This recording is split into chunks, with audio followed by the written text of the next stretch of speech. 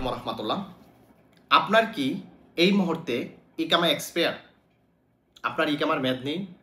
যদি আপনার এই মুহূর্তে ইকামার মেয়াদ না থাকে, দয়া করে সম্পূর্ণ ভিডিওটি দেখার অনুরোধ করতেছি। অনেক কাজে আসবে, অনেক গুরুত্বপূর্ণ তথ্য আজকের ভিডিওতে তুলে ধরব। তো আমি আছি আপনাদের সঙ্গে মোহাম্মদ তৌফিক আলী। তৌফিক আলী ট্রাভেল অ্যান্ড ট্যুরের পক্ষ থেকে সকলকে জানাচ্ছি আন্তরিক শুভেচ্ছা ও অভিনন্দন। ইতিমধ্যেই কিন্তু আপনারা জানেন আমাদের বাংলাদেশে অফিস ওপেন হয়েছে। আমরা বাংলাদেশ অফিস থেকে সৌদি আরব আগত ওয়ার্ক ভিসা, জিয়ারা ভিসা এবং ওমরা ভিসা এবং প্রবাসীদের সকল খেদমতে কিন্তু বাংলাদেশ অফিস এই মুহূর্তে কাজ করতেছে।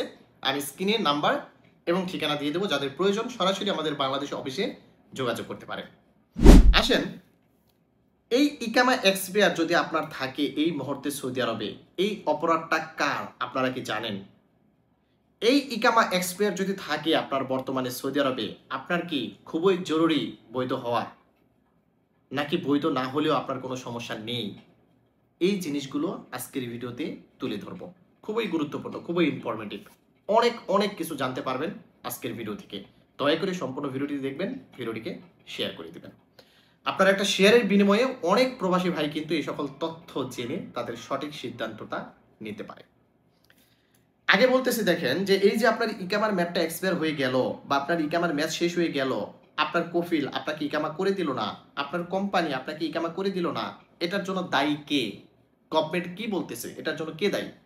আমি দায়ী নাকি আমার কফিল দায়ী? দেখেন, গভর্নমেন্ট জানে যে আমি এসেছি সৌদি আরবে কফিল বা কোম্পানির কাজ করার জন্য, আমি কিন্তু বাইরে কাজ করার জন্য আসিনি। আমি একটা দোকানে কাজ করতেছি, সেটা হতে হবে কফিলের। একটা শরিকাতে আমি নাদাফার কাজ করতেছি, সেটাও হতে হবে সেই শরিকার নামের উপরে। এটাই কিন্তু গভর্নমেন্ট জানে। এখন আমরা দেখা গেল যে যাদের কাছ থেকে ভিসা নিয়ে আসতেছি তাদের সাথে মুখে মুখে একটা ইত্তেফাক করে বাইরে কাজ করতেছি, এটা কিন্তু গভর্নমেন্ট জানে না। যেটাকে আমরা ফ্রি ভিসা বলি, এটা কিন্তু গভর্নমেন্ট জানে না। ওকে, তাই যেহেতু আমরা কফিলের আন্ডারে আসতেছি, নিয়ম অনুসারে আমাদের ইকামাটা করে দেওয়ার দায়িত্ব কফিলের। যার কারণে আপনার ইকামার মেয়াদ না থাকলে আপনাকে দেখবেন ধরে সর্বোচ্চ আপনাকে থানা পর্যন্ত নিয়ে যাবে, চেক টেক দিবে, আবার ছেড়ে দিবে, আপনাকে কিন্তু দেশে পাঠাবে না। আপনার ইকামার মেয়াদ যদি না থাকে, আপনি যদি কোনো অভিযানে আটক হন বা রাস্তাঘাটে যদি আপনাকে পুলিশ ধরে, ওখানেই ছেড়ে দেওয়ার উচিত। কিন্তু যদিও বা আপনাকে ধরে নিয়ে যায়, তারপর দেখবেন থানা থেকে আপনাকে ছেড়ে দিয়েছে, আপনাকে দেশে পাঠাবে না। কারণ ইকামার মেয়াদ না থাকা মানে আমি অবৈধ নয়। ইকামার মেয়াদ না থাকা মানে হচ্ছে এই অপরাধটা কফিলের, এটা আমার অপরাধ নয়। ইকামার মেয়াদ না থাকলে আমি কিছু সুযোগ সুবিধা পাবো না সৌদি আরবের। যেমন আমি ব্যাংক অ্যাকাউন্ট ওপেন করতে পারবো না, অর্থাৎ ব্যাংক অ্যাকাউন্ট চালাতে পারবো না, আমি দেশে ছুটিতে যেতে পারবো না, আরো নানা ধরনের কাজ রয়েছে যেগুলো আমি ভোগ করতে পারবো না। কিন্তু অপরাধটা হচ্ছে কফিলের, এটা ক্লিয়ার। তার মানে আপনার ইকামার মেয়াদ নেই মানে এটার অপরাধ হচ্ছে আপনার কফিলের, অপরাধটা আপনার না। এটা ক্লিয়ার হয়েছেন? এখন আসেন, আপনার ইকামার মেয়াদ নেই, এই মুহূর্তে কি আপনার বৈধ হওয়াটা এতটাই জরুরি? কাদের জরুরি? ধরেন আপনি সৌদি আরবে ব্যবসা বাণিজ্য করতেছেন, যদি কোনো অকারেন্স হয়ে যায়, আপনাকে ধরে ধরেন দেশে পাঠিয়েই দিল, এক্ষেত্রে একটা প্রবলেমে পড়ে যাবেন। এক্ষেত্রে আপনার আসলে সৌদি আরবে বৈধ হওয়াটা খুবই জরুরি। এখন অনেকের 2 বছর, 3 বছর, 4 বছর, 5 বছর ইকামা এক্সপায়ার। এখন যদি কাফলা হতে যায় তাহলে দেখতে পাচ্ছে যে 20,000, 30,000, 40,000 রিয়াল পর্যন্ত চাচ্ছে। কাফলা হয়ে বৈধ হওয়ার জন্য 30,000 রিয়াল পর্যন্ত চাচ্ছে। এখন কি খুবই জরুরি আপনার বৈধ হওয়ার? খুবই কিন্তু জরুরি নয়। কারণ যেহেতু ইকামা এক্সপায়ার থাকা মানে আমার অপরাধ নয়, তার মানে আমাকে পুলিশ ধরে দেশে পাঠাবে না। আর আপনার ইকামা এক্সপায়ার থাকা মানে আপনি চাইলে বর্তমান আমেলের সিস্টেম থেকে এক্সিট নিয়ে দেশে গিয়ে নতুন ভিসায় আপনি আসতে পারবেন। আপনি যদি নতুন ভিসাতেও আসতে চান, আপনার 30,000 রিয়াল খরচ যাবে না। তাহলে আপনি কেন এই 30,000 রিয়াল খরচ করে এখানে বৈধ হচ্ছেন বলেন? কাদের জরুরি? যারা ব্যবসা বাণিজ্য করতেছে তাদের জরুরি, তারা বৈধ হবে, তারা ব্যবসা বাণিজ্য করতেছে, তাদের গাঁয়ে একটা কফিল থাকবে, তারা কিন্তু এটাই চায়। কিন্তু আপনি একজন সাধারণ পাবলিক রে ভাই, আপনি কেন 20,000 রিয়াল খরচ করবেন?